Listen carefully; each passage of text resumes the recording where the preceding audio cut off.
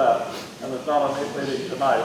So I'll run through, I've got a raft of questions here. I can run through these rather quickly or take forever to do them. And, I read it. I think I'll run through them rather quickly, just not to give them a short shrift, but just to not hold up forever.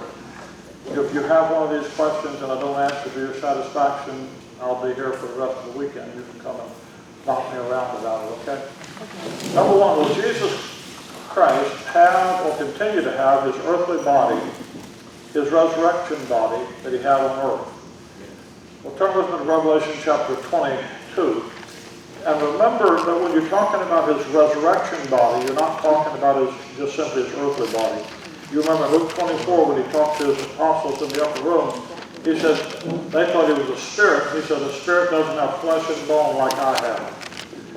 Now, he had a real body that could be touched, but it was a supernatural body because it went through a wall to get into the room. In Revelation chapter 1, John sees it and he's glorified. And that is after he ascends back into heaven, his resurrection body is put into a glorified position. He has not that simply the earthly human body that he had before, but now he has a resurrected body. One way you know the difference is when they went to see him in the tomb, they went to the tomb, and John 20, they see the grave clothes lying there, the napkin aside. He literally just stepped out of those clothes, and he walked out of the tomb. They didn't have to roll the stone away, okay? Now, that's what a resurrected body can do. Lazarus in John 11 was raised from the dead, but when they rolled the stone away from him and took him out, they had to loosen him. He still was bound up. He came hopping out. So a natural body that's been raised can't get out of the grave clothes. The glorified resurrection body could. So there's a corporal difference in the makeup of those two bodies. So Christ's resurrection body is a resurrected, glorified humanity. Okay? And Revelation chapter 22, you can start in chapter 21, verse 22. And I saw no temple there, talking about New Jerusalem, for the Lamb of God Almighty, the Lord God Almighty, and the Lamb of the temple of it. Notice he is still the Lamb. See that? In other words, who's the Lamb? He's the Lamb of God who takes away the sin of the world. He's the sacrifice. He still has that identity, even in his resurrected, glorified identity. Chapter 23, Revelation 22, verse 3. And there should be no more curse, for the throne of God and the Lamb shall be in it. If you go back to chapter 5, you'll see he's the Lamb that was slain. So he literally bears his humanity for eternity. That is, you and I, as our Redeemer. See, if he abandoned the humanity that he took on, he would be abandoning us. So his oneness with us lasts. That's part of what he did in taking on our humanity. He added to who he was. He didn't quit being God, but he became the God-man. And he agreed to take that up forever. Identified with you and me forever. His glorified humanity. Now we share in his glory too, but he'll always have that. There's a song about him wearing the scars. The only scars in eternity will be the scars of the nail prints in his hand. And there's a truth to that, because he'll always be identified as the one who was the Lamb. And that's the way the Scripture identifies him. In the book of the Revelation, that's the specific issue of him being slain. Worthy is the Lamb that was slain. So, yeah, he'll have it's not the body that got weary, heavy sleep, that kind of thing. Well, it could die. He's glorified humanity, but he'll have it forever. Can you explain the difference between the third heaven, the new earth, and New Jerusalem? Well, if you're in Revelation 21, look back at chapter 21, verse 1. The third heaven is the city where God lives. It's called the heavenly Jerusalem. It's called New Jerusalem. Hebrews chapter 12, it's called the heavenly Jerusalem. And That's the city of the great King. That's the city of our God, and it's the headquarters kind of thing of where the throne room of God is.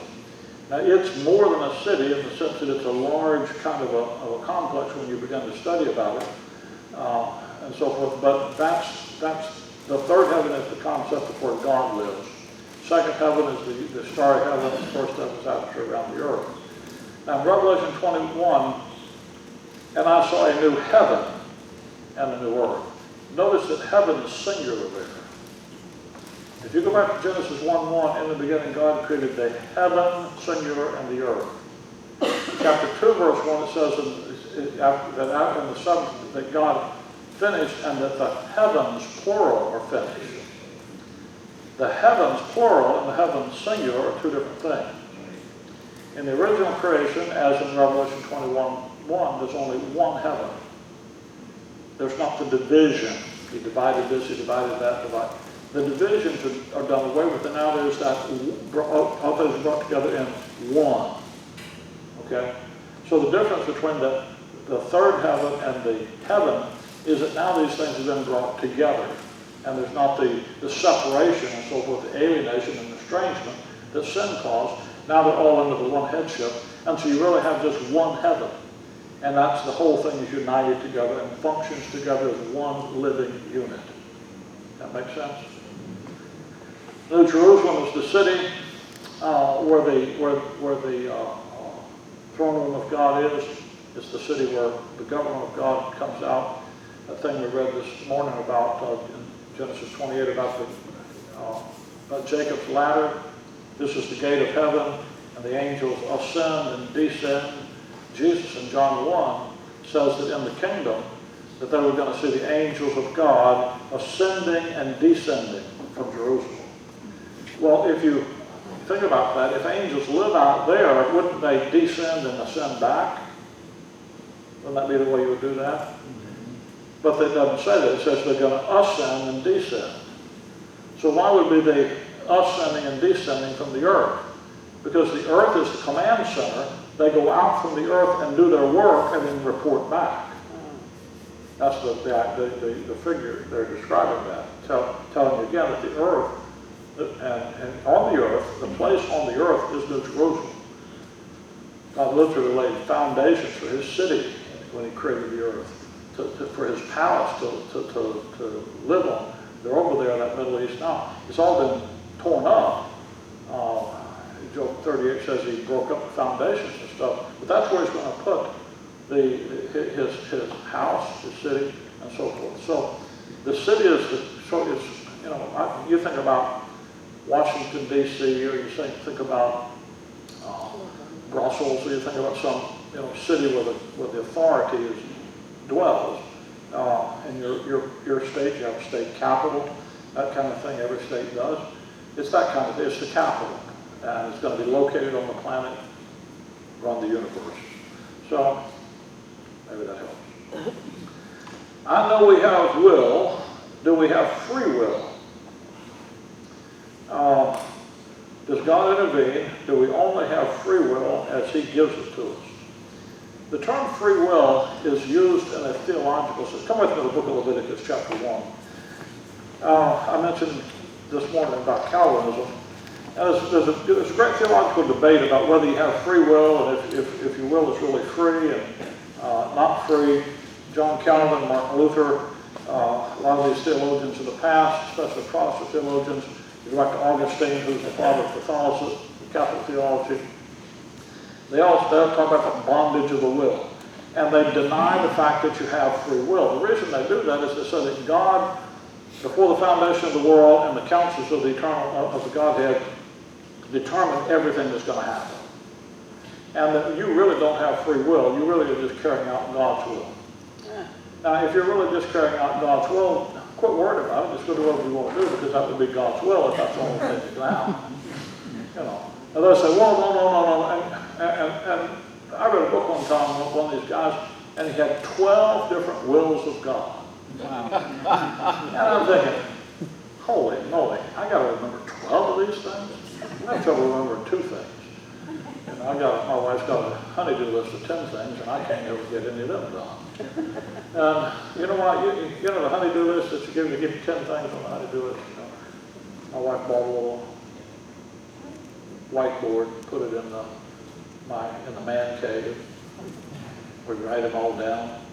And she comes down, looks at it every now and then. All 10 of them are still there. And she said, "Well, why don't you ever get any of those done?" I said, "Well, I'll tell you what. I'll do one." And I did it. And I went back 2 days later, and there was still 10 on the thing. She just added another one on there. I said, every time I do one, take it off, you put it back up there. You put it in, it's a different one, but it's just always 10. I said, why don't we raise it, just make it 5? Then there'll always be 5. You won't be quite as... She said, well, why don't we make it 30? I said, well, knock yourself out.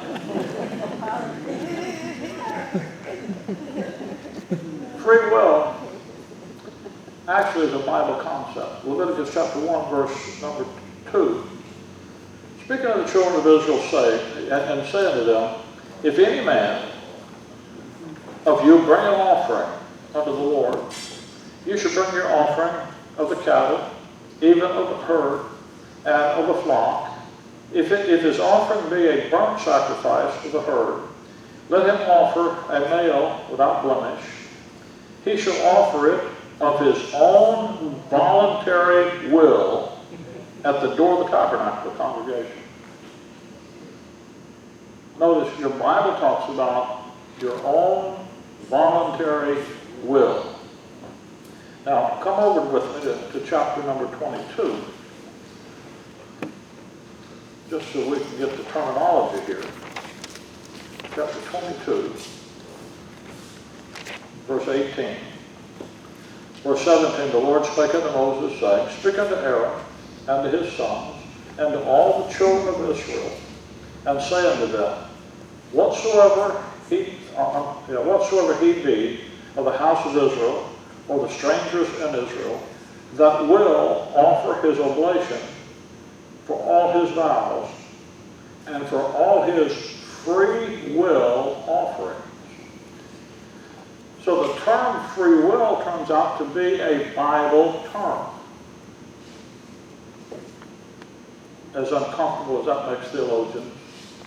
There's no such thing as free will. Then what do these Bible verses mean? I would assume they mean what they say. Come over with me to the book of Ezra.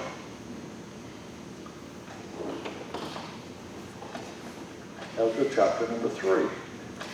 And I'll just give you a few of these verses. You can look them up. These verses are not rare in the Bible. Ezra 3, verse number 5. Look at the very last part of the verse. Everyone that willingly offered a free will offering unto the Lord. So if you wonder, do you have free will? Well, the Bible says, yeah, you have free will. And then you just keep going. I don't need to keep going with it. So free will isn't, that's it. Well, your will isn't free. Well, then how do you do it voluntarily? And when people tell you that, well, you don't have the will, you don't have the ability to believe, because believing is a work. Well, look at Romans chapter 4. Faith is not a work. Romans 4, verse number 5. For him that works not, but believeth. Well, if working is a faith, if believing is a work, how can you work not but believe? Don't make any sense. People say, well, then, how did you get saved? Did you get saved because you believe or because Christ died for you? Yes and yes. Well, I thought you were saved by grace through faith, not of yourself, not of works. Well, faith isn't a work. Well, then, you just saved yourself. Well, look back at chapter 3, verse 27. Romans 3:27. Where is the boasting then? By grace you're saved through faith, that not of yourself, not of works, lest any man should boast. If faith is a work, you can boast. But faith isn't a work. So there's no boasting to say you believe. I say, I can't save myself. He has to save me. I won't trust him. Where's any boasting in that? Now look at 3:27. Where's the boasting then? It is what? Excluded. You see the last part of verse 26? He's the just and justifier of them which believe in Jesus. And when you believe in Jesus, where's the boasting? It is excluded. By what law? The law of works? No, but by the law of faith. When the rule is you have to believe exclusively on Christ and do nothing else, there's no works and there's no boasting. Now, theology won't tell you that. But that's what the verses say. I know the verse in John 6 where they say, this is the verse they use to say faith is a work. John chapter 6.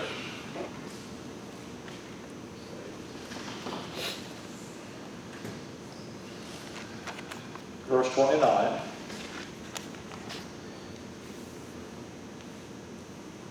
Start in verse 26. Jesus answered them and said, Verily, verily, I say unto you, you seek me, not because you saw the miracle, but because you did eat the loaves and were filled. Labor not for the meat which perisheth, but for that meat which endureth unto everlasting life, which the Son of Man shall give unto you. For him hath God the Father sealed.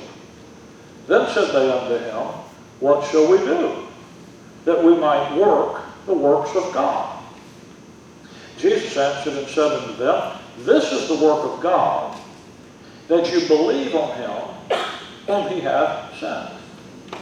Now when he said, This is the work of God, he said, this miracle that I just did was done so that you would believe. He's not saying the work of God is making you believe. He's not saying your believing is the work. He's saying this work that I just did was done for the purpose that you believe on him that he had sent. That's what the Father wants you to do, is believe. So I've done a miracle to confirm the word. But you can't make somebody that wants to use the verse to teach something else see that if that isn't what they want to see. I'm just saying to you, real clear, you have a will that is required. You are required to believe what God says. Yes. Now, see, sometimes I think, we listen to radio enough that pastors get on the radio and say, believe on the Lord Jesus Christ and thou shalt be saved.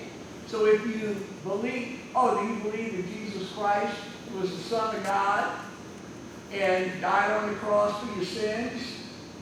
If you believe that, you're saved. And I think where we get caught up in terminology is, I know my salvation rests in what Jesus Christ said he did for me. And the word, and that's what I'm trusted in, what he did, not anything that I myself did. Yeah, and I understand why preachers get it's called Lordship salvation. They get the cart before the horse. They want you to repent of your sins, change your lifestyle, and trust Christ, which is backwards. But they're concerned about Christians not living, people saying they're saved and not living like they're saved. But see, that's getting the cart before the horse.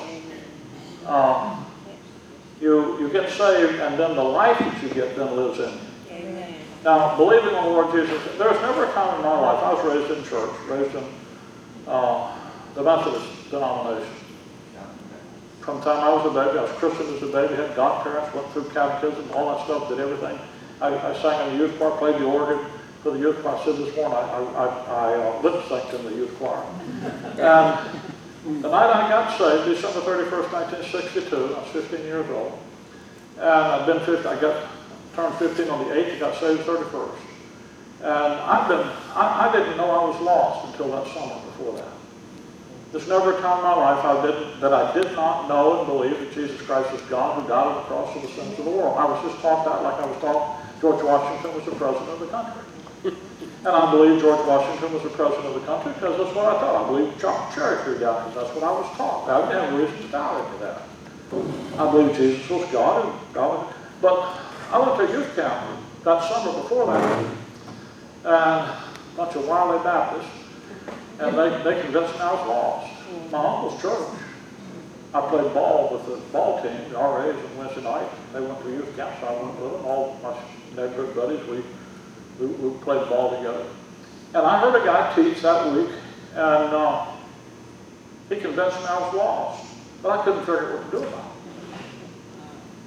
And I spent 6 months. No, I did everything. I presume at the Baptist church, everything. Brother Evans at the Methodist church, everything over at the Nazarene church. I had an aunt that was a Assembly of God preacher. I did everything she said. I did everything I could think of. Prayed every night. Oh, Lord, now lay me down to sleep. I pray the Lord my soul to keep. Oh, Lord, don't let me die tonight. I'll not go to hell. And I didn't honestly know what to do. I did everything I knew to do. Because I was taught believing was working.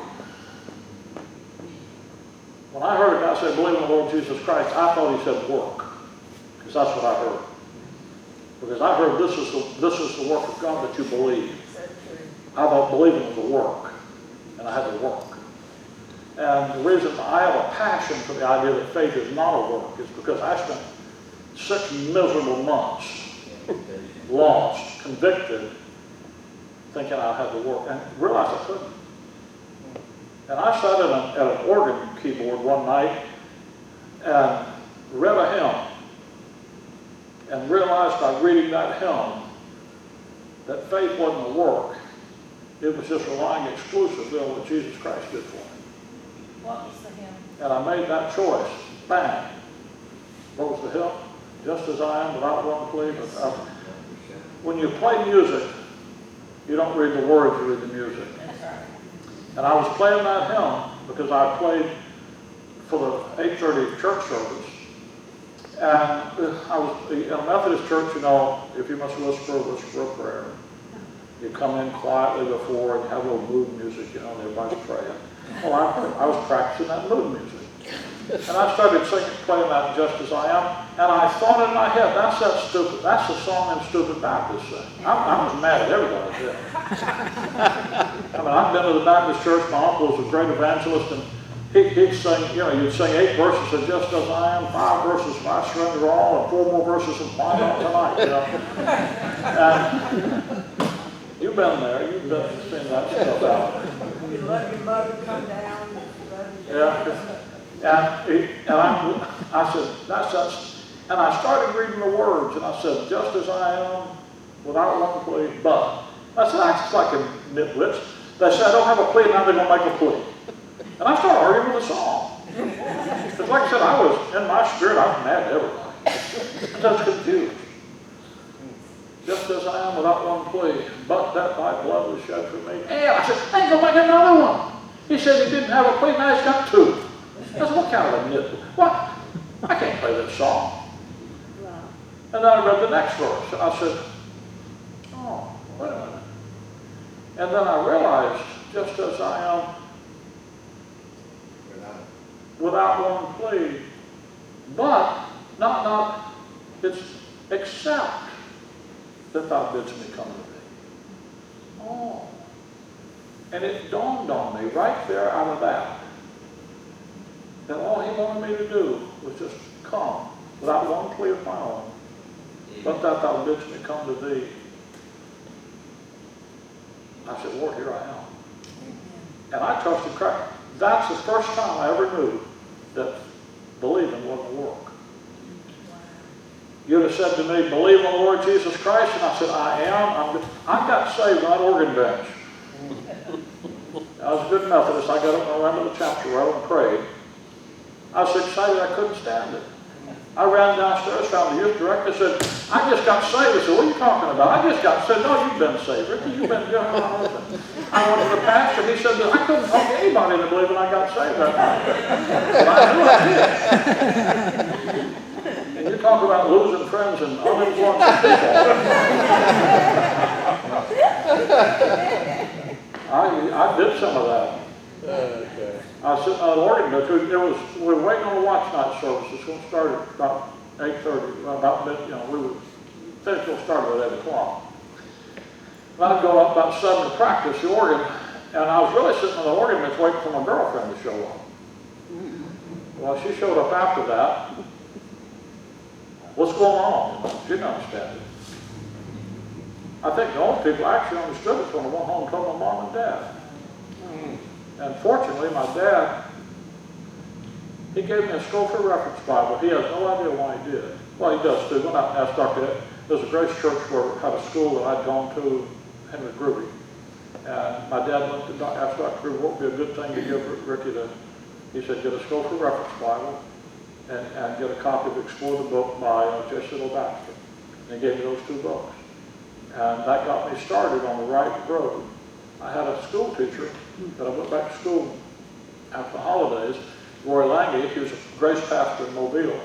He'd been preaching to us all year long. And I went back and told Brother Roy I got saved. He said, great. I said, wow, somebody believed me.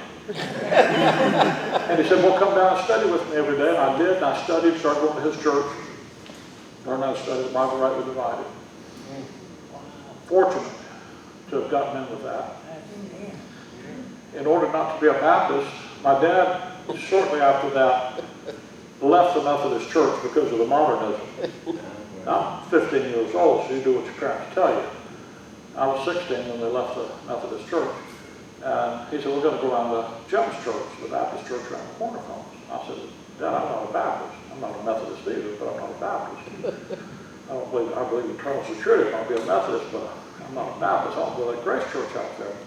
My dad says, well, if you want to preach, you go out there, there's no future in that.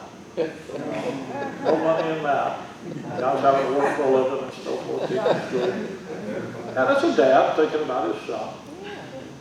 And so now I'm going to have to join this Baptist church. And I didn't want to join the Baptist. Well, my uncle's a pastor, and he was a great guy. Acts 2, Scofield dispensation, strong premillennialist, preacher of doctrine. And I said, wow. And I had started, a guy told me, I was 15 when this happened. He said, I just try and tell everybody I knew everything I was learning. And I was reading Paul's epistles through from January to August of that year. I read Paul's epistles through about 3 dozen times. I read all Mr. Stan's books, all this stuff. And the guy said to me, he said, if you want to preach, Rick, he said, if you go, every time there's a street corner, 2 streets cross, there's 4 corners. If you're on one of them, 3 of them are empty. In other words, there's opportunity out there everywhere. So I went downtown Mobile and stood on a street corner and started preaching. I just started talking. I didn't have any idea what I was doing. But I met some people from the rescue mission who were doing it, and they know what they're doing. I went over and joined them, then went down to the rescue mission. And when I was 16 years old, between, I guess I was in the 9th grade, the 10th grade, the summer, I started working at the rescue mission, doing activities. And so between my 10th and 11th, and 9th and 10th, 10th and 11th and 12th grade, in the summer I worked at the mission. Then after I graduated high school, I'm going to go to college there in Mobile, and I actually went to live at the mission and worked full-time there for college. And the superintendent of the rescue mission was a Grace Boy. He understood Paul's apostleship, but he also understood Romans 6 and the identification truth. Somebody asked me this morning about Miles Sanford's books, and Brother Reynolds knew about those things, and the exchange life movement stuff. And I came to understand the identification truths in Romans 6, 7, and 8 Paul's epistles. And that's critical to understanding the Christian life, what grace teaches you. So you understand Paul's distinctive ministry about where to get it, and you learn from Paul what these things are. And by then, I was clicking on all cylinders. I learned the Bible issue there, and so forth. But anyway, I haven't gotten all that. I don't know. Question. Yes, ma'am. When I attend a lot of conferences, they don't get people lost anymore. They give you the solution, but you don't even know what the problem is yet. That's my understanding. Yeah, you can't get saved, you get lost. Exactly. Yeah, if you don't get lost, you never will get saved. And if you get lost and you hear the gospel, you probably get saved. But but see, the gospel is that Christ died for our sins. It starts out with the fact we're sinners. Yeah. Romans, first 3 chapters, you're sinners. It has to start from the diagnosis is you're doomed and you're lost. And if you don't get that, what is there to get saved from? Yeah, that's correct. One of my granddaughters she's a lifeguard at a school, at a public water park. And every time they save somebody, they get a little star on their name tag. She's got all these stars because she saves people from drowning or whatever, distress situations. And I asked her, I said, well, why don't I just jump in, flail around, and you can save me and, get you another star. She says, oh, Grandpa, that'd be cheating. And I said, why? She said, but you really wouldn't be drowning. So you can't save somebody unless they're drowning. That's a good point. All right, so you do have free will. God does intervene in our lives through His Word, but He doesn't take the intervention that He produces is based upon His Word. Okay? All right. I'm a man who's been entrusted with the care of several dogs, mainly shepherds, and cats. I wish to know if those animals I dearly love will be with me in heaven. Yes, I will. I know this question may seem ridiculous to some, but I want to know if that answer exists in the Bible. And I'm not going to go through a bunch of verses, but the fact is, I just give you one passage to look at, Ecclesiastes chapter 3. The thing that makes you, as a human, distinct from the animal creation in a special way is the fact that you have a soul. And the animal creation does not have a soul like you do. God created man out of the dust of the earth, formed his body, breathed into his nostrils the breath of life, and he became a living soul. And the part of you, that is distinct, that is distinctly human, is your soul. You have a spirit, it's called the spirit of life. God breathed into his nostrils the breath of life. You and I all share that human spirit. Look more for things of a man, say the spirit of a man that dwells in him. The reason you and I can communicate to each other is because you have a human spirit, I have a human spirit, and those two things connect together. You have a body. The reason you can relate to the world, the earth around you, is your physical frame. But your soul is a part of you that is you in a very distinct way. The animal creation does not have that kind of an existence. They have a body, they have a breath of life. It's animal life. But it's not the life that God put in man. Because man is made in the image and likeness. We are the image bearers of the Godhead. The animal creation is not an image bearer of the Godhead. They are a part of the living creation that he created. Ecclesiastes chapter 3.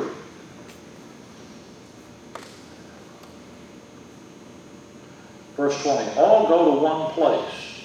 And that he's talking with a place he's talking about here is death. Everybody dies.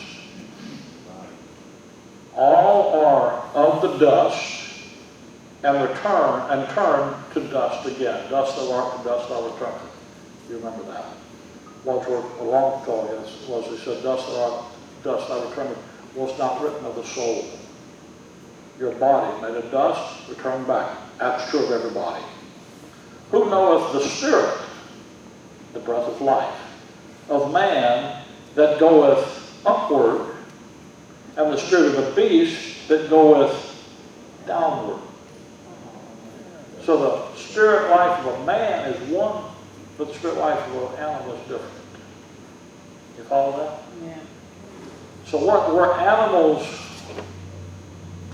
differ is that they aren't human. They don't have human life. Human life goes up. Where do you go? You go back to the Lord. Animal life goes in the earth. Okay? So, yes, sir. Jesus is coming back on a white horse. Ah. Is that, you think that there's animals? Now here's the thing. I'm going to talk to you about that tomorrow and some length. But here's the thing about animals. You have an animal that you love. My boys, we have a man in the church, his family, they raise registered thoroughbred Labrador retrievers. Years ago, when my youngest son was like 7 or 8, they gave us a thoroughbred, pure blood, all the way back to the 1880s, whenever the thing started, yellow lab. Beautiful dog. Brilliant dog. Wow. Smarter than any of us were.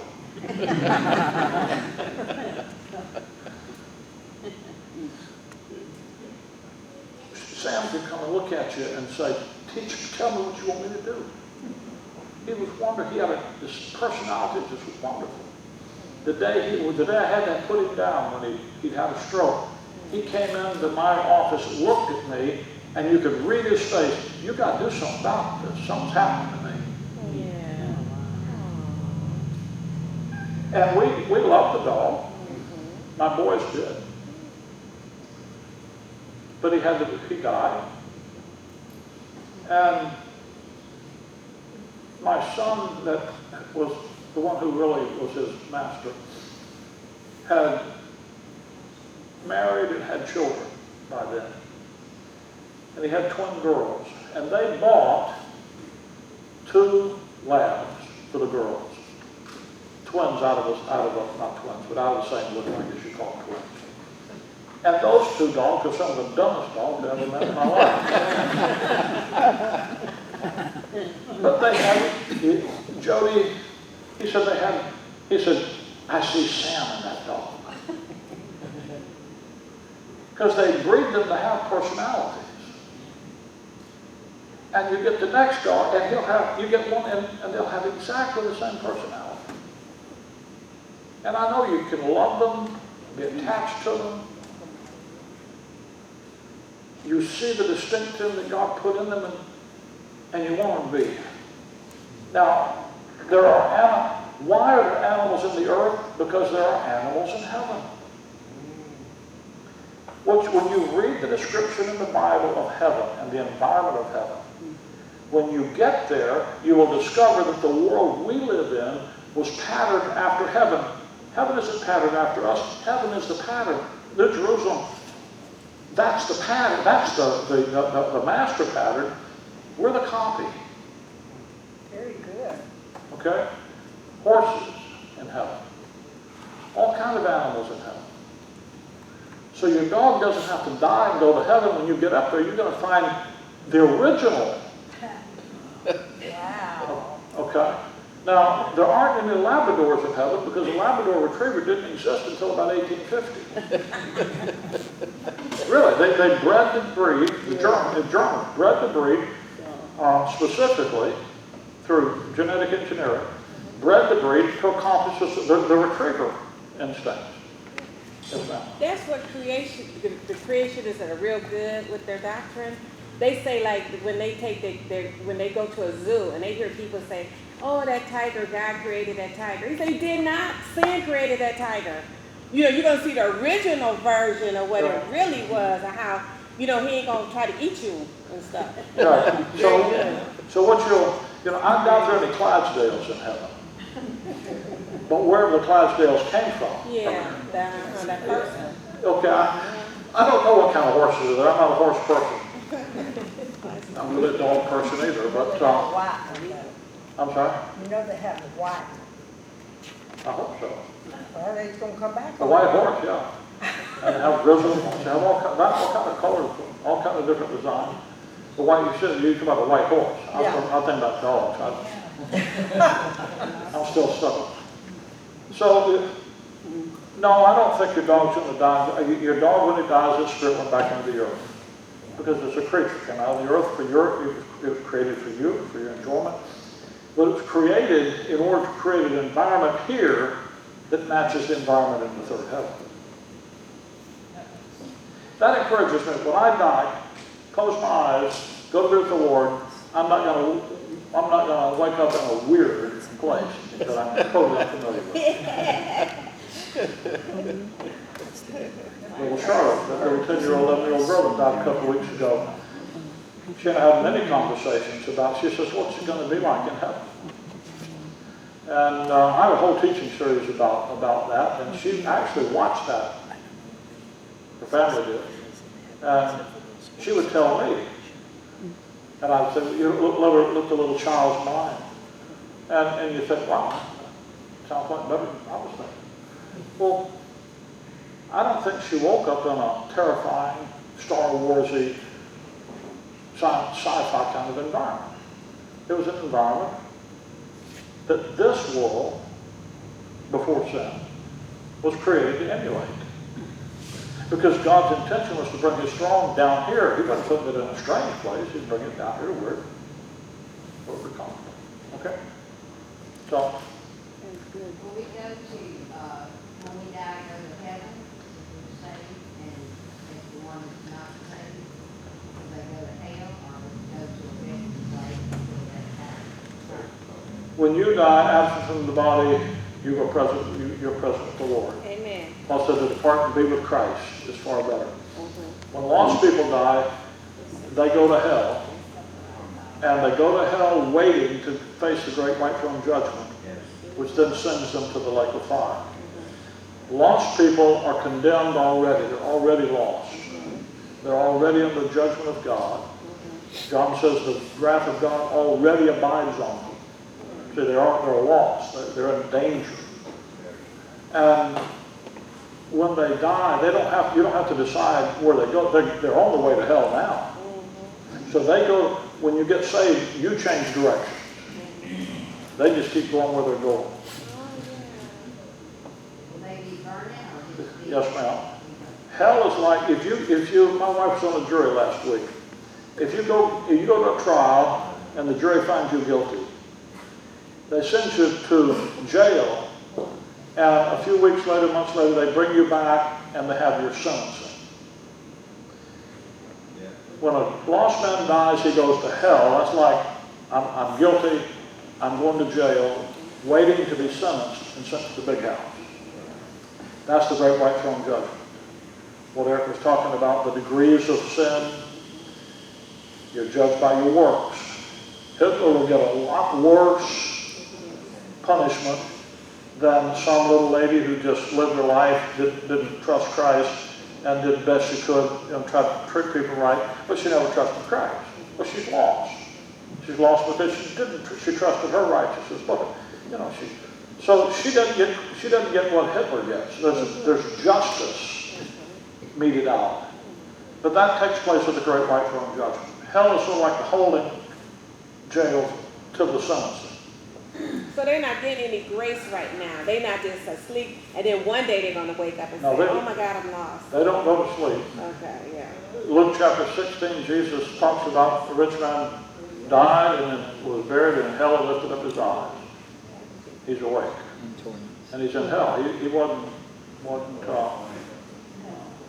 asleep. Your body sleeps in the, the verse talking about going back to the dust, your body sleeps in the dust of the earth. I'm sorry. You'll be burning, the lost people. Yeah. Depart from me into everlasting fire, prepared for the devil and his angels. Yeah. Before the white throne judgment. Yeah. I'm sorry? Your works, What about your work? rewards for your works. Well, a lost person's rewards for their works are negative. You and I at the Judgment Seat of Christ, and I'll talk about this tomorrow too. We get rewards on the positive side as a believer. The edification that you possess in your soul now, when you get to the Judgment Seat of Christ, will be identified and then determine where you can serve in the ages to come. The kind of job you get out in the future in heaven. So it'd be like rich people and poor people, one's done a lot for the Lord, did a lot, and one. Yeah. Some people get some people gonna think they're gonna get a lot, not gonna be much in the bag. So. They're tried by fire. God's word examines them if they don't match the word. Yes, ma'am. When Christ comes in the cloud, with great shout calls the people who are dead in Christ up and they meet him in the clouds. I'm confused. I can believe that, but what about Well, 1 Thessalonians chapter 4? Let's look at the passage so that that's what I was. so we're not just talking about something in confusion. 1 Thessalonians 4 verse 15 you're talking about. 16. Yes.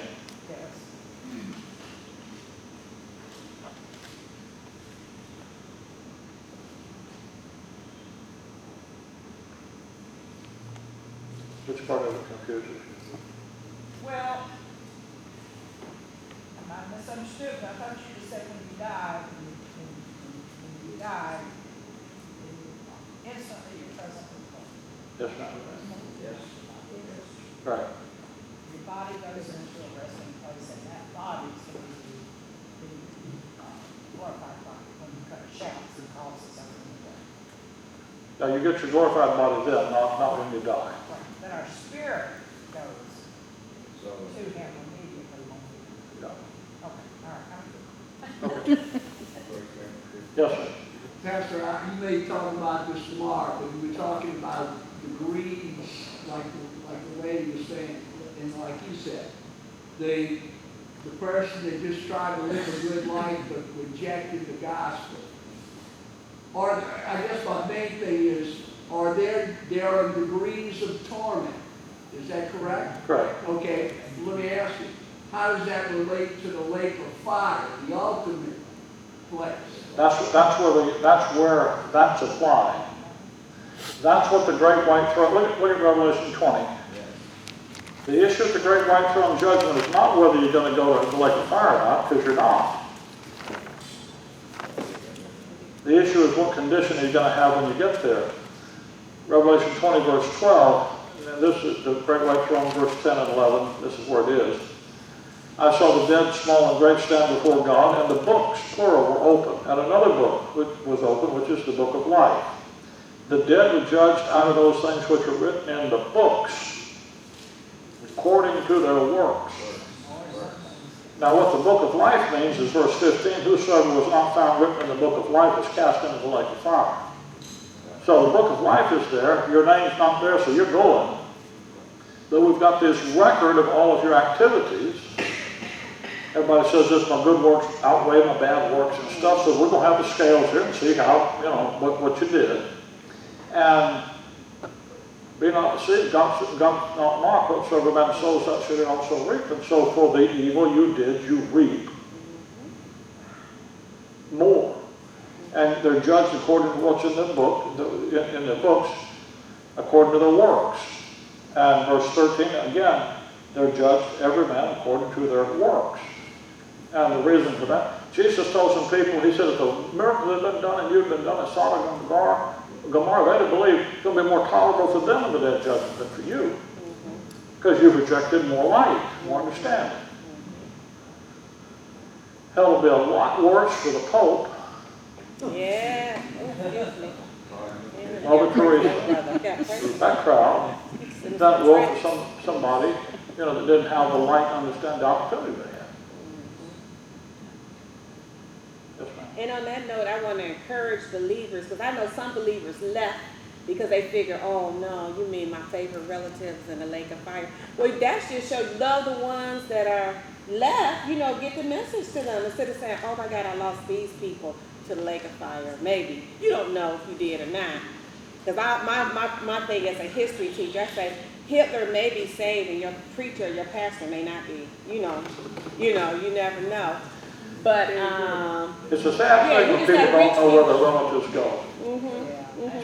Spend eternity. In our assembly, I tell our people, you need to have, one of the requirements of joining our church is that you write out your testimony, that we can read at your eulogy. I want to know. Years ago, I got everybody write your testimony. If you talk to Charlotte, she'll give you the template for your funeral. One of it is you've got your testimony. We'll print it in the bulletin. Where people can know what you believe. Your family needs to know what you believe. Your family needs to know where you're going. You say they don't believe it. I don't care. They need to know you believe it. Might be your great-great-great-grandkid Your needs to obituary is get your saved. check. Yeah. They need to have a statement from you about what you believe and why you believe it. That's good. Write it down. And at a funeral, that's what you need to talk about at the funeral, is that. You know, don't need to talk about how they're great, they're a great person. All kind of great people in the world. Well, what going on? Where are they? Well, they're not here. So where are they? They stood at the casket, that little 11-year-old girl held her sister in my arms and said, Charlotte's not here. She looked at me, she says, yeah, I know, she's with the Lord. And she really wanted to be there bad. You know what a comfort that is? The next day, I stood by the casket of an 86-year-old woman. Nobody had any idea where she was. Nobody in the room. You know how sad that is? She had saved kids. And then all her mom did. The fear is she's in hell. The probability is she's in hell. No way to say she's not. Never had a testimony of salvation. That's sad. Just don't be sad. Now, I'm going to answer one now that it's always a question like this in the crowd. Briefly disprove the flat earth theory.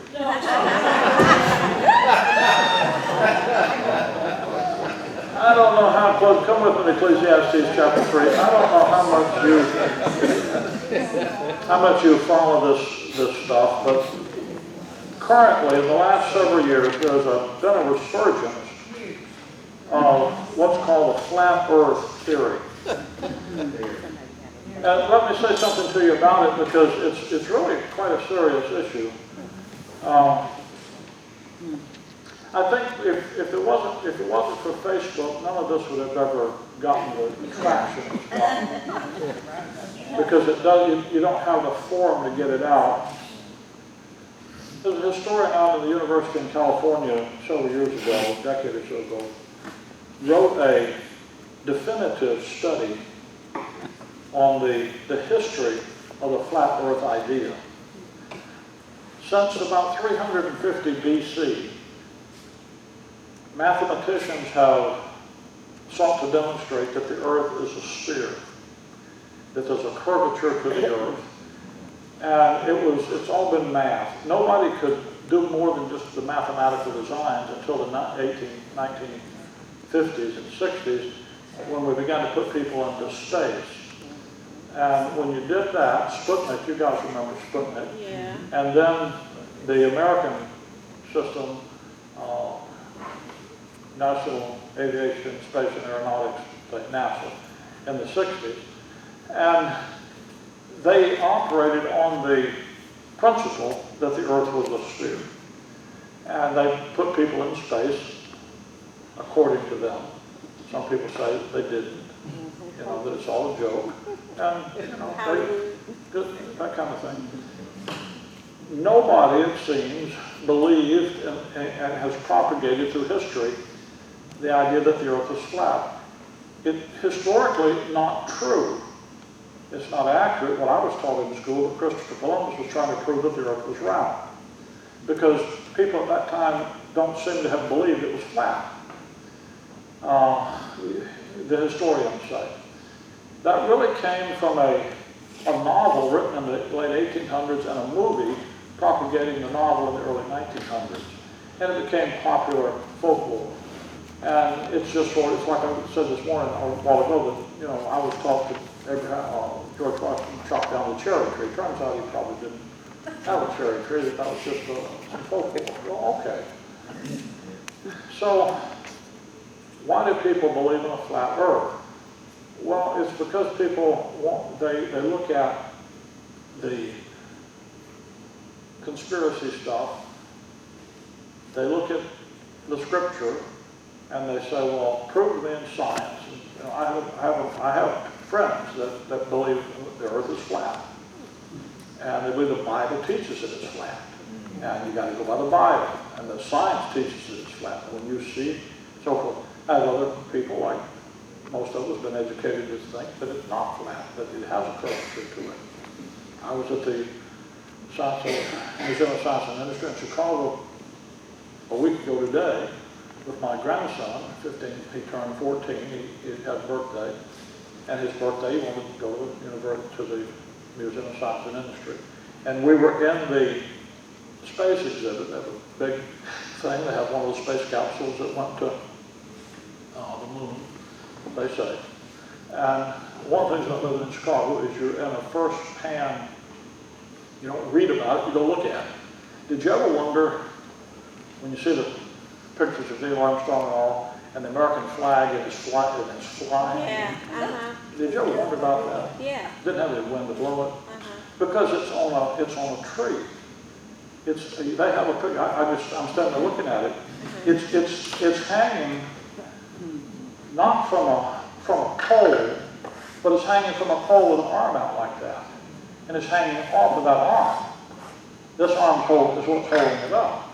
Now you don't see that on the pictures, but when you go and look at the exhibit that has the things that they sent, you say, oh, it's like a curtain rod holding it out. Now, I say, oh, well, see, that helped me understand that it isn't flapping in the breeze, because the moon has very little atmosphere to it. It has a little bit, but not a lot. Certainly not enough to hold it straight. But when you see, oh, it's in that L-shaped thing, oh, okay, now I got that. Which makes sense. Why would you have a flag that's collapsed if it, you'd want it to be a good photograph? And I'm watching the thing. They've got this little video presentation. I actually have a picture of it. I copied it, made a video of it on my phone. And it turns out that 3 governments have sent people to space, and 1 private company has sent people to space. And this private company sent one of their aircraft 62 miles into space several years ago. And this is before Musk and all this goofy stuff going on now. And they took pictures in the thing of the Earth's surface out of the capsule the guy's in. You can see the Earth's surface. And sure enough, there it is with a curvature. Now he's 64 miles up. So to see the curvature, you need to get that far up. And that's because of the greatness of the Earth and not the smallness of us. Now the answer to that is, well, it's Photoshop. Well, okay. So people get to argue about it. Then they get nasty about it. You're not believing the Bible. Well, see, I don't care if the Earth is flat. It doesn't bother me. It's flat. I like it. I live in Illinois. That's what we call it flatland. I go down to Tennessee, and I say, I don't want to live here. I live in a house that's got a basement. I go up downstairs. I don't want stairs in my front yard. Go up down here. I like flatland.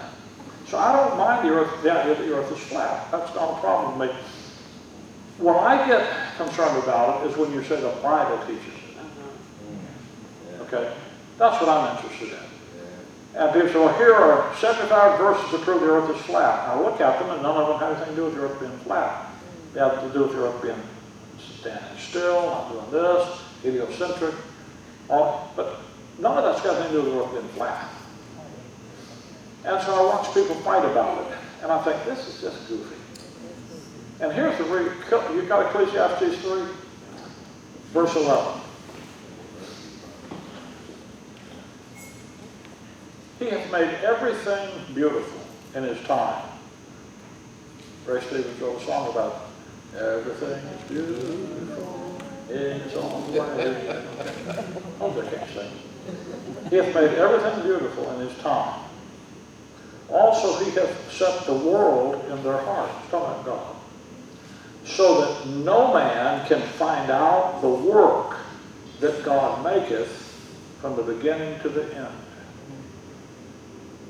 You're not going to be able to find out some of this information. Look over chapter 8.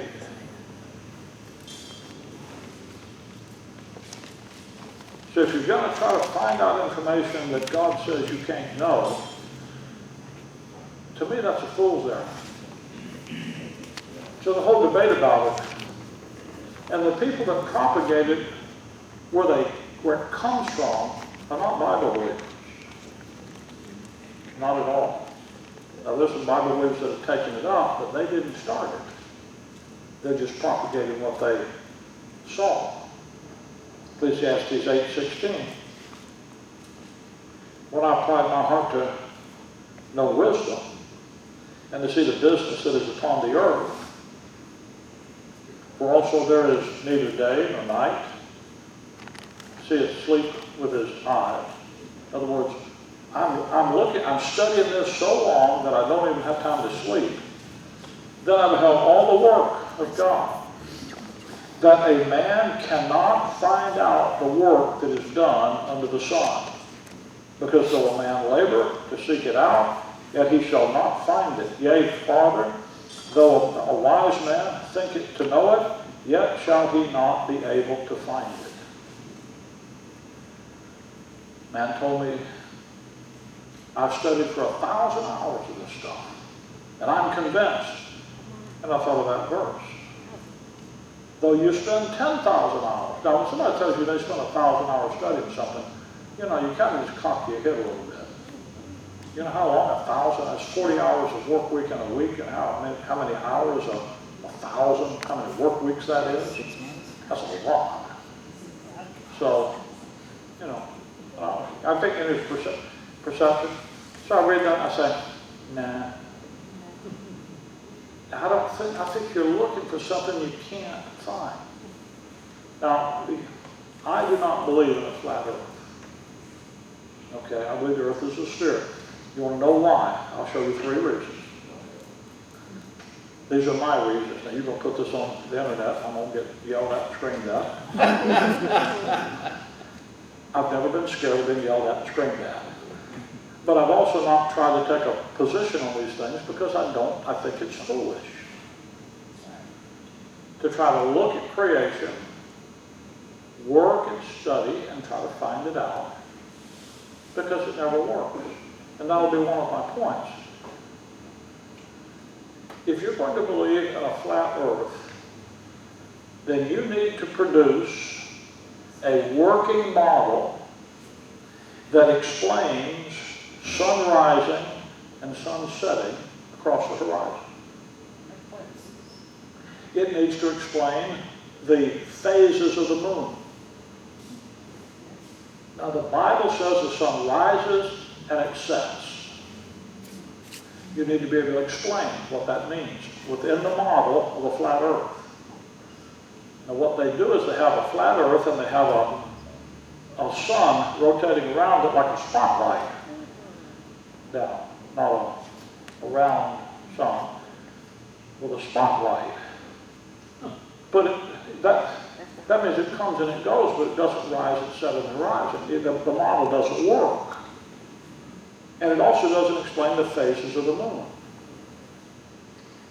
So if you have a model that is true, if you have a system, you should be able to build a model that will explain. You see, in the spherical earth, the model of the spherical earth does explain that. Okay, you follow what I'm saying? This is just, here's something the Bible says is true, sunrise, sunset, phase of the moon. I need to produce a model. Now maybe nobody's been smart enough to do it yet, and you could do it, but that would be a requirement for me. That you make me a model that actually shows me sunrise, sunset when the earth is flat. Not the spotlight one around it doesn't have any of that. The other thing is, the spherical earth does explain. You can do that, and you can take math and see it work. Did you know nobody's ever seen an atom? Yeah. But they know water is H2O. Okay? Hydrogen, two hydrogen and 1 oxygen. And they know that the oxygen has a valence of 6 and the hydrogen is 1, and the two come together and they make a valence of 8. That's what makes a stable molecule. They know the valences, they know the numbers, they've never seen them, but because they have worked through the theory in it, and the theory works every time, they know it's valid. So you have to have work. In science, you produce a working model. And then you can say that's true. The challenge for the flat earth people, for me, is produce a, now I'm not qualified, until something's successfully cross-examined, you can't believe it, I don't believe it, and I'm not able to do either of them, that's not my field.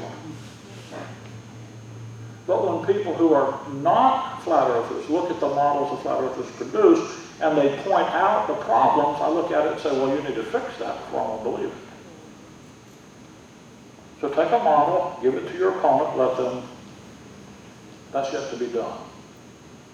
Isaiah chapter 40, verse 22, is the verse that really people like to contend about. It is he that sitteth upon the circle of the earth. That doesn't say ball, it doesn't say round, it says circle. But you think about a circle now, just for a second. The circle of the earth, that's a two-dimensional object. If you add depth to that, and you take a circle and you add depth to it, what do you have? Cylinder. You have a cylinder, right. And the idea is that the earth is like a disc. So a CD, go back and buy one, get one of those DVDs back there, it has about 1/16 of an inch of depth. But it's no longer a circle, it's now a cylinder. The only object that I can identify with that is a circle from every direction that you look at it is a ball. Very good. You follow me? When you take a circle and you look at it from any angle and it's still a circle, it was a ball. So to me, that verse says more than some people want it to say. When it says circle, the earth from any angle you look at it is going to be a circle. Not a cylinder, but a circle. So that verse helps me. The other thing is, Jesus talks about being 3 days and 3 nights in the heart of the earth. So the earth is going to have depth, and then it's going to have a center point inside of it. That sounds to me like he thinks it's circular, a ball. Okay. He talks about people going to the bottomless pit. How do you have a bottomless pit? I've thought about that for years. The only thing that can be a pit without a bottom would be something with all sides. And what would that be? A ball. So things like that keep me on the not flat side. Now, when people talk about, well, the earth isn't moving, it's not, the universe is not centered around the sun, that's all an entirely different argument. If the earth was flat, what would be the purpose to hide that it's flat? You understand what I'm saying? I don't see the, What difference? yeah. Look, Why would you hide Well, the what- fact that it's flat? the pictures that I've seen of the people that believe in the flat earth, it's like this, flat, round, but then the earth goes up here. There's nothing down here. Not to say, but what would be the, It's a half. why would someone hide the idea that it's flat? That, you know what I'm It's saying? not an idea. They think the Bible says It's that. flat, yeah. The mathematicians who came up with that computed the radius of the Earth back 300 And that has not changed since the day. They're off like a couple of miles. And so that radius, and that's the circumference, whatever, was used in any satellite, any plane flight, whatever. They had computed that mathematically, like you say, some 300 years before Christ. The Yeah, exact numbers, you know. the Greeks through their math is where the first assertions that the earth is round came from. And it's a mathematical kind of stuff. It's been a consistent kind of math that's held through and that has been built on. And like I said, I don't care if it's flat. It doesn't bother me. I don't see how it fits into some of the Bible models. You know, he hung the earth on nothing. So it can't have a bunch of stuff. But they said, but it's got foundations.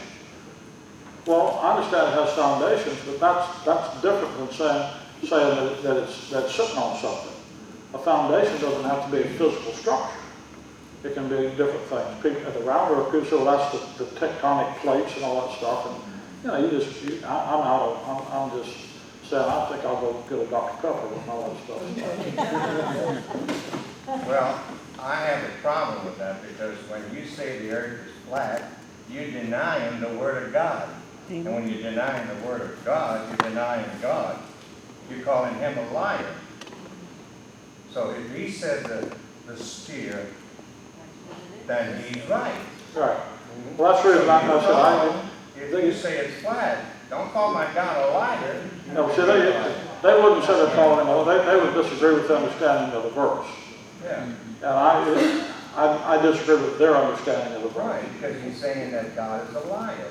Yeah, well, that's the reason I said, I don't want somebody, I don't care what they do with the science, when they start saying the Bible teaches it, now you're in my ballpark. And I don't, Well, I don't believe much of science anyhow. Hebrew word circle, you translated sphere, all same. not that Hebrew word, no. That word definitely means circle, a flat circle, that. It doesn't mean a flat circle, no. Okay, I mean, could they have meant a ball by that word? Well, there's a passage earlier in Isaiah where he talks about a ball. So he could have said a ball if he wanted to, he didn't. But we don't. When you look at the picture of the Earth, the global Earth, you don't look at it like it. You don't say that's a ball. You say that's the surface of the Earth, and it looks. You know, even when you look at it from space, it looks flat. Well, You know, when you look at it, that's the perception that you have, and it's a circle. But like I said, what shape, looked at from any angle, is a circle? Very good. That's my problem with the idea that, well, it's really a disc. Well, it didn't say disc. It said circle. So when you look at it from you take that circle and you turn it, and that's not a circle anymore, well, now the verse isn't right. Like you said, now you're saying the verse isn't right. Right. So anyway, I go back to Ecclesiastes 3:11. You really can't know by observation and by your human wisdom, which is what Ecclesiastes is about. So don't get mad at people now. And they don't believe in gravity either. And what would happen if you go to the very ends of the circle? Are you going to fall off, or are you just going to, or is there no end to it? That's part that I don't get how they figure that out. Well, you have all those things that just don't make a lot of sense. Let me get through these other ones real quick. I've got two more. 1 Timothy 6:20. Yeah. I'm sorry. Move along. Yeah. Now, here's one that I'm not going to be able to be too much help with, but I'll do the best I can. Although Genesis mentions creation,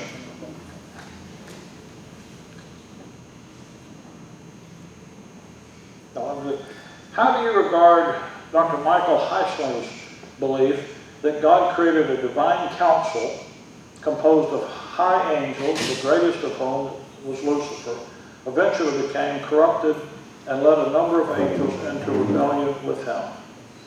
That these same fallen angels mated with women and produced the Nephilim, and with animals and produced such animal slash human hybrids as mermaids, and so forth. That Noah was above all, one of the few uncorrupted, pure humans left, and this is why he was chosen, along with his family, to reproduce the earth. And that the fallen angels were active after the flood, producing such Nephilim as Goliath and Og, or the lion man whom Joshua slew. I'm not sure. I know who Michael Heisler is. I haven't read a lot of his books, simply because I don't find interesting people who think they know more than God does about language. And he falls in that category. And he may, but I don't find his writings interesting. All these things that he's propagating, he did not originate. These things you can find them in Pembroke, you can find them in Larkin, you can find them in Gameline, you can find them in 1800s in Bible teaching all through church history. So he's packaged in modern day. He is as I recall, if you've ever heard of the Book of Enoch. Yeah. Okay, he's a big propagator of the Book of Enoch and the Mesopotamian and Sumerian languages, the Second Temple studies and stuff. He's a big propagator of that, and he tries to amalgamate that with the Bible. Actually, everything I read you there, I think is probably true. But I would say it's true based on verses in the Scripture, and he will too, I think. But so I'm just going to say I would agree with him, probably not for the reasons that he does, maybe. I do not agree with making the Book of Enoch or the Second Enoch or the Second Temple literature the source of this information. I think it's Bible. I think they stole it from the Bible, not the Bible from them. But it is true that the sons of God, that God does have a divine counsel. In fact, I'm actually going to talk with you a little bit about that tomorrow. And the fallen angels in Genesis, the sons of God, Genesis 6, they did produce the races of angels. That is true. They do all the things that he's talking about there. So there's a lot of good stuff. If you want to read his books, I don't tell you don't read them. I just tell you to read them. If you're a King James believer, they're kind of hard to read because you're always bashing the Bible. But you know how I feel about that. All right. Although Genesis mentions creation / completion taking 7 days, it seems that quite a lot of things take place each day. Could it be that a day here lasts somewhat longer than 24 hours? With God, 1,000 years is a day. Could he have somehow supernaturally extended a day, whether or not it lasted 1,000 years? I'm personally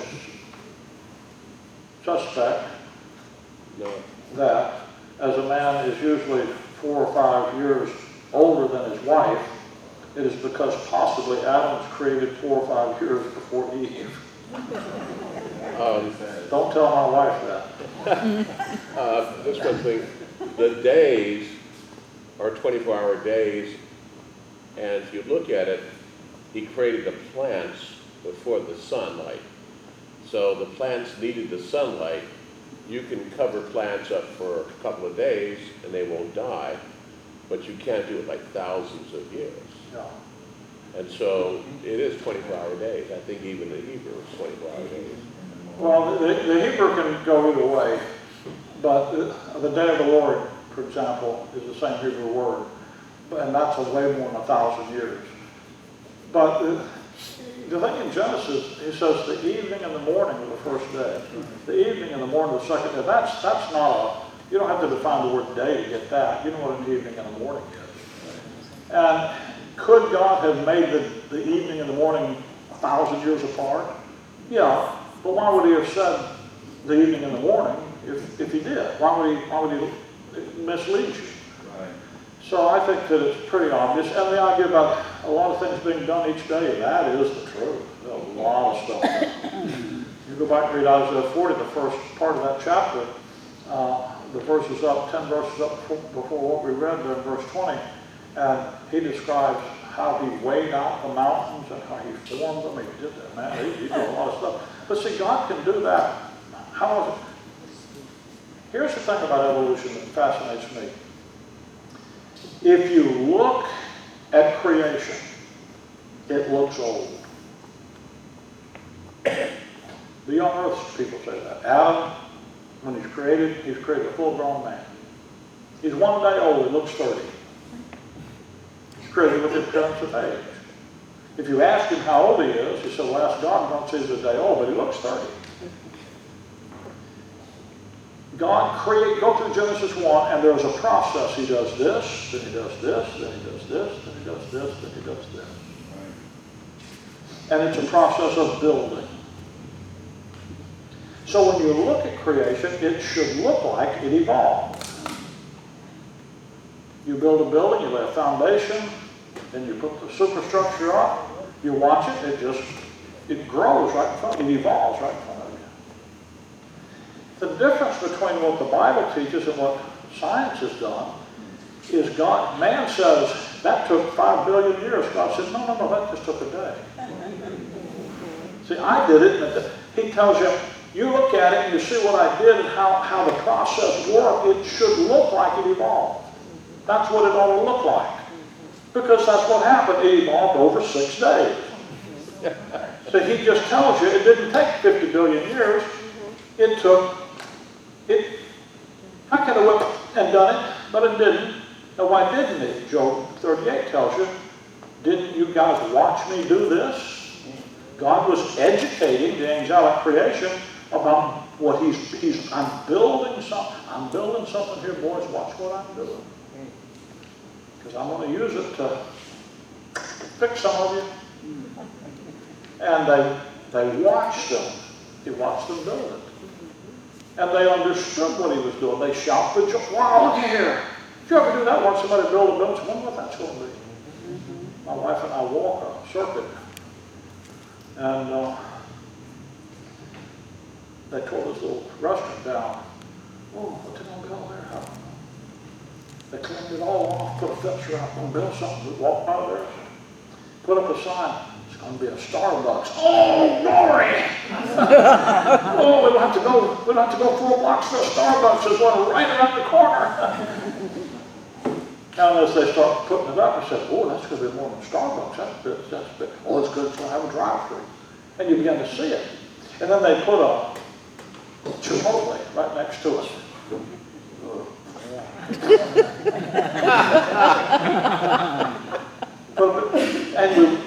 And we spent months trying to figure out what's going in that once. Did they put a sign up and tell us, oh, that's it.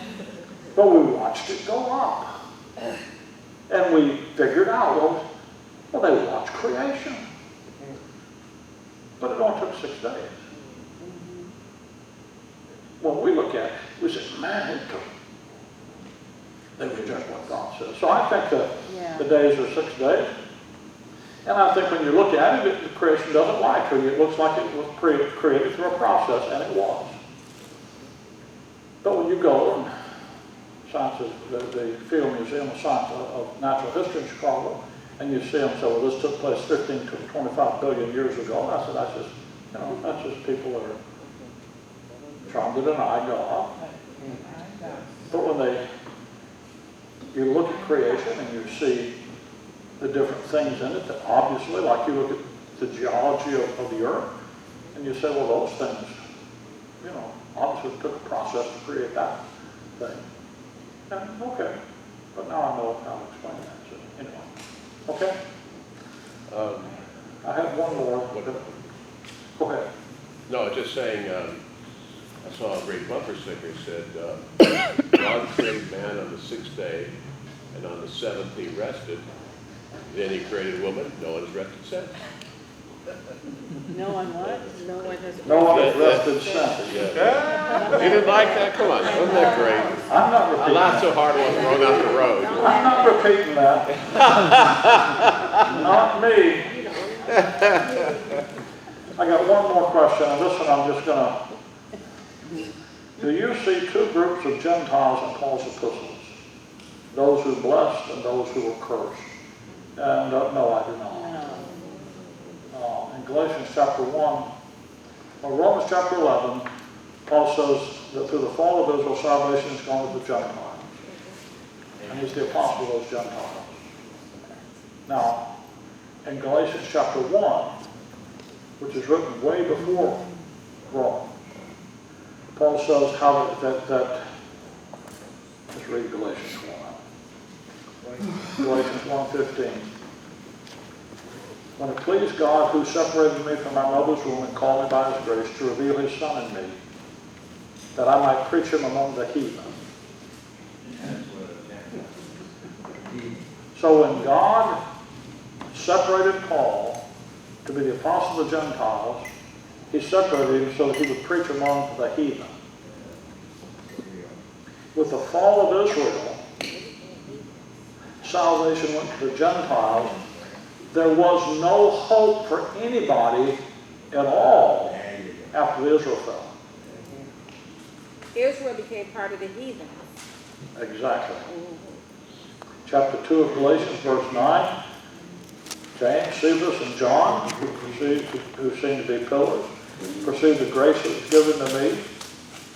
They gave unto me and Barnabas right unto the fellowship that we should go unto the heathen, and they to the circumcision. Paul thought that the Gentiles and lost Israelis. You got to take that. God concluded them all in unbelief, that he might have mercy on all. With the fall of Israel, now there's no distinction. No difference. And the idea that there's a special group of Gentiles in Paul's early Acts ministry is what's called the Acts 28 view. The Acts 28 view, E.W. Bullen, to the end of his life, Charles Welch propagated it, and not many, but people have done that.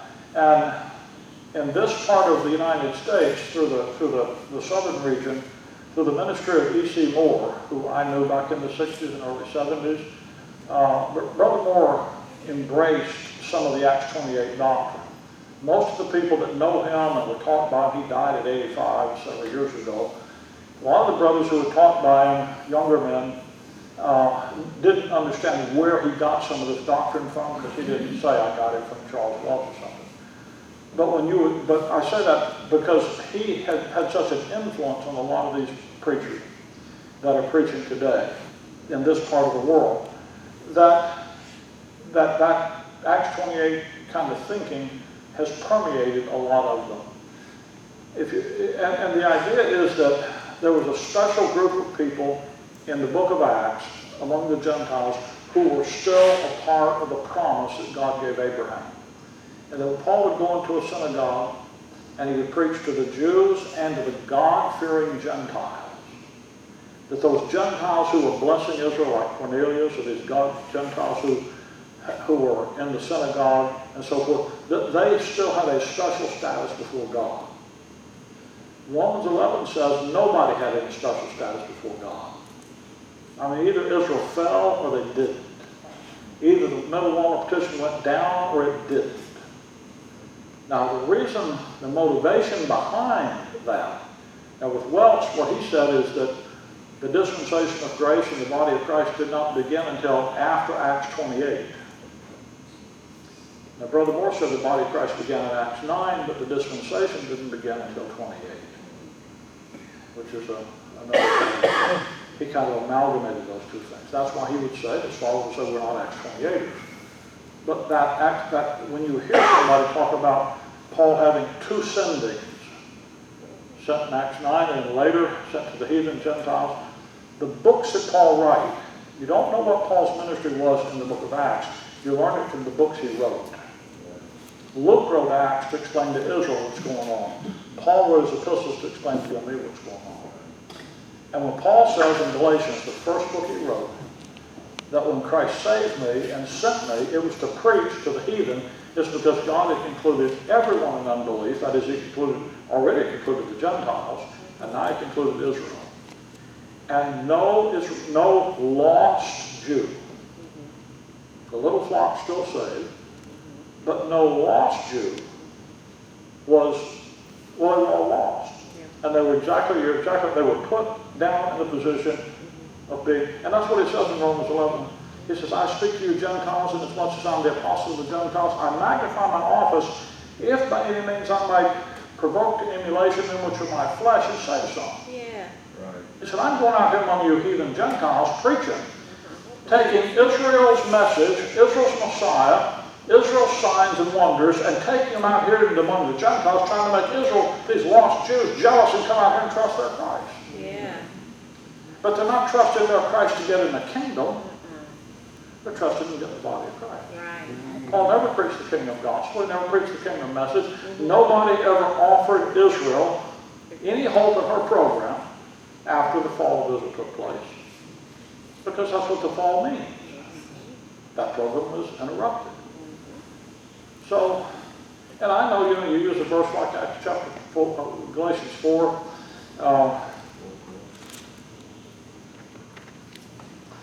4:28, he says, and we, brethren, as Isaac was, are children of the promise. See, here's a bunch of Gentiles who are children of the promise. And that's what the verse says, and so let's go by what the Bible says. But did you read the context? A text without a context is pretext. We, as Isaac was, in the allegory. See, he starts back in verse 22, and he talks about an allegory, verse 24, which are an allegory. He said there's an allegory, there's Hagar and Ishmael, and there's Sarah and Isaac. And Ishmael was the work of Abraham and Hagar's flesh. He was one of the flesh. Isaac was the gift of God. He says in verse 26, Jerusalem, which is above, which is Isaac's mom, is free. You know what it is? Which is the mother of us all. People say, oh, Jerusalem. How can a city be your mother? There's an allegory. Jerusalem on the earth represented the law, performance-based, what you do in your flesh. Jerusalem, which is above, represents grace, represents what you do when you obey God's word. Jerusalem, which is above, is free. It was a free gift. And that's the mother of us all. That free gift principle. So in the allegory, we're like Isaac. That's why he says in verse 29, he that is born after the flesh persecuted him that is born after the Spirit. Even so it is now. I mean, the thing is not talking about some dispensational thing that's true. It's talking, I just used an illustration to teach you dudes that want to go back under the law how nuts you are. Which means I just taught you an illustration that tells you guys who want to go back under Israel's program, you're nuts. So don't use a verse to do something that's the opposite of what it's designed to do. But sometimes you get caught up in rightly dividing God's word, you want to make distinctions, and you just make too many distinctions, and you don't pay attention to what's being said. Galatians 3, he says that although they were faithful, blessed with faithful Abraham. Abraham is the example of being justified by faith without works in the Bible. Romans 4, Paul says God justified Abraham in a very special way before circumcision. Right. If I make you a promise, what can you do? Believe it or not. That's all you can do is believe it. Abraham had a promise. He made a promise to Adam, made a promise to Abraham. Thy seed, I'm going to bless you, and your seed be a blessing. Later on, he confirmed that covenant with the circumcision. But before he added the circumcision, which required Abraham to do something to gain the promise, he justified it by faith. So that Romans 4 says he would be the father of all them that believe, even if they aren't circumcised. So he justified him in a special way so he'd be the father of anybody that believed, whether they're in the Abrahamic covenant or not. So when he says, you're the seed of Abraham, you're the children of Abraham, what children are you? You're not physically his children, are you? By faith. By faith. By faith. Amen. You're the child Abraham by faith. You did what Abraham did. Believe God. You believe. And it was imputed to you for righteousness. That's why Galatians 3 verse 6 to 9 says what it does. But you see, if you're looking for something to justify something you want to teach, well, you can do that. The Bible is a discerner of the thoughts and the intents of your heart. Amen. It reads you. It does. That's why you have to be very, very careful. And when you stood before that book and said, Lord, you speak, and I'll listen. You know, you have to be careful that you really mean that. There's that honesty of heart involved in that. And what you discover as you grow older in doing this is that oftentimes you thought that you were meaning that, and you discover that you really didn't. And that's part of growing. Paul says, we're not as many which have, we renounce the hidden things of dishonesty. We're not going to handle the Word of God deceitfully. When he says that, he's not saying, I'm going to renounce you for teaching false doctrine, you for teaching false. He's not, I'm renouncing other people. He says, I renounce in my study and in my life the hidden things of dishonesty. And by manifestation of the truth, commend myself to every man's conscience in the sight of God. I'm going to teach the truth and let you examine and see if it's true in God's Word, and then come and report back to him. And he's literally putting it out to be tested. That's why you don't develop doctrines without it being a part. It's one of the values of having friends and assemblies and groups where you sit and talk with one another about God's Word. Yeah, I love that. Our ministry through the years, one of the great privileges I've had since the early 80s is to work with a growing group, a large group of men. I've been able to be their teacher. But then they have been able to try what was taught and come back to me and let me grow with them. And we literally have grown together. This has never been a one-man show. It's always been working together with other guys. And I've learned as much from my students as they ever learned from me. And that's what that's designed to do. And that's what gives strength to the thing. Yes. And a lot of conferences, I hear are standing, but not walk and run. Like there are no children here. And sometimes while we lose our children, we never hear them walk and run anymore. And, children. Most of that, a meeting like this is not made for children, but in a lot of our conferences, we have a lot of kids. In our summer conference last summer, we probably had 300 adults and probably 90 teenagers in addition to that. And a whole bunch of kids. In our center in Chicago, we have a lot of kids because we have a lot of young families. There was a time when we didn't. Now we do. We focused on trying to reach them. And this is me. Part of why you have local assemblies is so that can happen. Local churches are designed to be households of faith.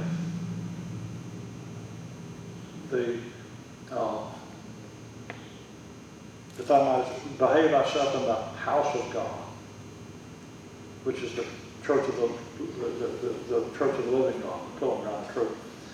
If you read Timothy, those household terms that describe the local assembly, they're not just places where you meet and have a social engagement with mom and dad or a couple of your buddies. It's not just a glorified Bible class. It's a place where we grow families, we mature families. And the work of the ministry is done that way. And in my experience, focusing on that, then when kids get grown, they have to decide for themselves they're going to embrace something. But that's where the opportunity to do that comes. And that's why in Paul's epistles, the work of the ministry is primarily done through local churches. Local churches are not buildings. See, we think that we'll have a local church, got to have a building. Local churches are saints gathered together to be edified, perfected saints gathered together to do the work of the ministry. What is the work of the ministry? God would have all men to be saved, come to the knowledge of the truth. So as you gather yourself together and you work together to get lost people saved, where would you want to do that more than in your family first? But listen, I don't just value my family, I value your family and other people's family. Try to get people saved and then help save people. If you introduce someone to Christ, they'll let you teach them. Now that dude you've been eating with at McDonald's for 5 years or 50 years, and he's already satisfied in what he might not pay attention to you. But if you win someone to Christ, he'll let you teach him. Now that, for me, that's an answer. And what I encourage our guys to do is get out and win some people to Christ. So how do you do that? Well, when two streets back together, you're on one, forever empty. This opportunity is out there all along. But you're not going to do it watching the LSU ball game.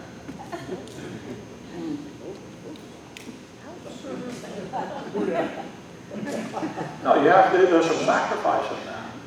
And some effort has to be made, and some determination. And some giving of your life to those things.